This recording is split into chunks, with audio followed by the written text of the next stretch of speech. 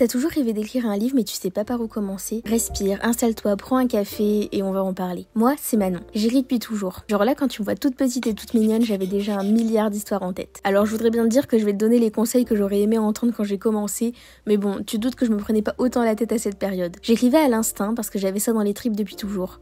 Enfin, je parle au passé, mais c'est toujours le cas aujourd'hui. J'ai toujours été timide et plutôt solitaire. Souvent, le monde m'angoisse. J'ai du mal à être moi à voix haute et je sais jamais dire correctement ce qui se passe dans ma tête. Sauf quand j'écris. Là, c'est le seul endroit où j'ai jamais eu de problème, où tout prend du sens en fait. Alors j'ai grandi en donnant vie à plein d'histoires et en répétant à qui voulait l'entendre que je serais écrivaine. Oui, même si tout le monde me répétait qu'on disait écrivain et pas écrivaine, je m'en fous, je serais écrivaine quand même. Et puis un jour, je suis devenue adulte. C'est terrible, je sais. J'ai connu une page blanche qui s'est éternisée encore et encore et encore. J'ai passé 6 ans sans écrire, mais à continuer à dire que c'était ma passion. C'était paradoxal. Je croyais que cette page allait se tourner et que c'était fini. Mais je savais qu'au fond, il y avait toujours cette lumière en moi. Parce que j'étais pas complète sans l'écriture. Alors en 2022, un jour comme les autres, j'ai recommencé à écrire. Et depuis, j'ai plus jamais arrêté. J'ai aussi ouvert cette chaîne YouTube il y a tout pile 2 ans aujourd'hui.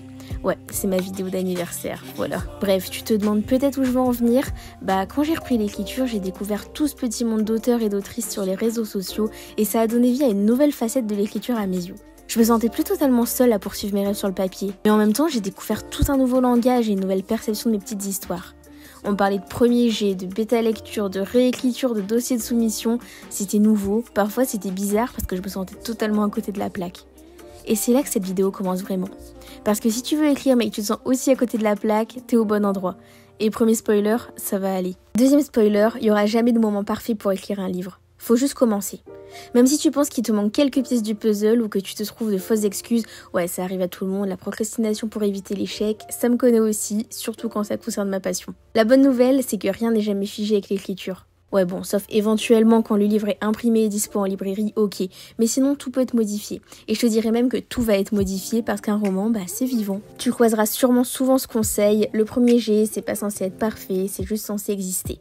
En gros, ça signifie que la première version de ton histoire est censée être un brouillon et que l'important, c'est de l'écrire, pas d'en être totalement satisfait. Bon, après, moi, je suis de la team à faire une première version très travaillée et durant laquelle je passe beaucoup de temps à réfléchir à chaque phrase parce que je préfère cette phase-là à la réécriture tout simplement. Mais bon, peu importe ce que tu préféreras faire, garde quand même en tête que l'important c'est d'écrire l'histoire, pas que ce soit une pépite maintenant.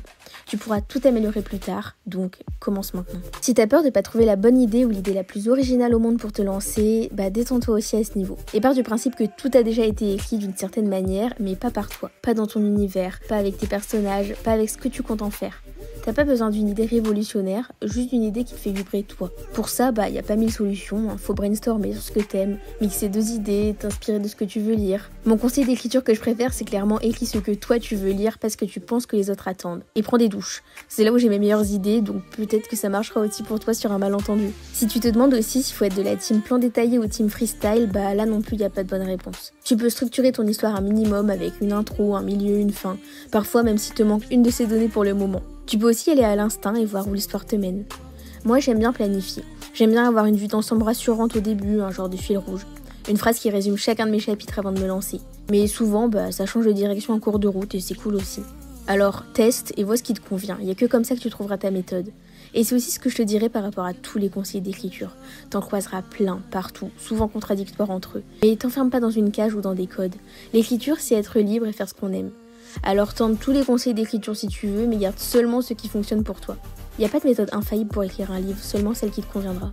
Enfin, oublie pas que tu n'écris pas un livre en une nuit. L'écriture, c'est la patience. Et je suis impatiente dans tous les autres domaines de ma vie, donc je sais comme c'est difficile, mais bon, c'est comme ça. Écrire un livre, ça peut être un projet qui te suit des mois, souvent des années. Avec des phases où tu trouveras ton histoire géniale, d'autres où tu la trouveras totalement nulle. Des changements de direction parfois imprévus, des obstacles qu'on n'avait pas anticipés.